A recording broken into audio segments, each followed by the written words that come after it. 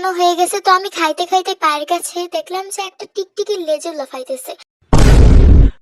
কালকে সকালে যে ভূমিকম্পটা হলো সেটা তোমরা কে কে টের পাইছো?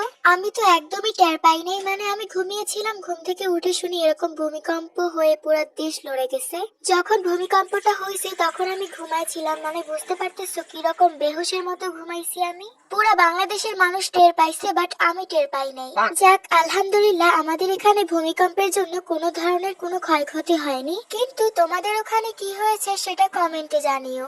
আজকে বাদে কালকে আমার পরীক্ষা, আর এখন আমার এত খারাপ অবস্থা। মানে কি বলবো, গলা ব্যথায় আমি কথাই বলতে পারতেছি না, গলা পুরো শেষ আমার। আর তোমরা মেবি আমার ভয়েস শুনেই বুঝে ফেলছো যে আমার ঠান্ডা লাগছে, কারণ আমার ভয়েস কিন্তু পুরো চেঞ্জ হয়ে গেছে। তো গলা ঠিক করার জন্য এখানে আমি চা বানাতে এসেছি। কালকে সারাদিন আমি শুধু চা খেয়েছিলাম, কারণ অন্য কিছু গিলতে পারতেছিলাম না।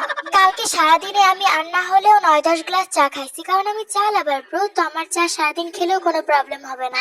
আর শুধু চা হলে হবে না, সেটা অবশ্যই দুধ চা হতে হবে।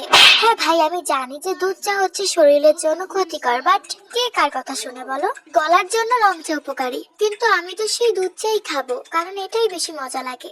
আচ্ছা, তোমরা কোন পক্ষের, দুধ চায়ের নাকি রং চায়ের? তো এখানে আমার দুধ চা বানানো হয়ে গেছে, তো আমি খাইতে খাইতে পায়ের কাছে দেখলাম যে একটা টিকটিকির লেজুর লাফাইতেছে। দেখে তো সেই রকমের ভয় পাইছি ভাই। ফার্স্টে তো আমার কাছে পুরো সাপের মতো লাগছে।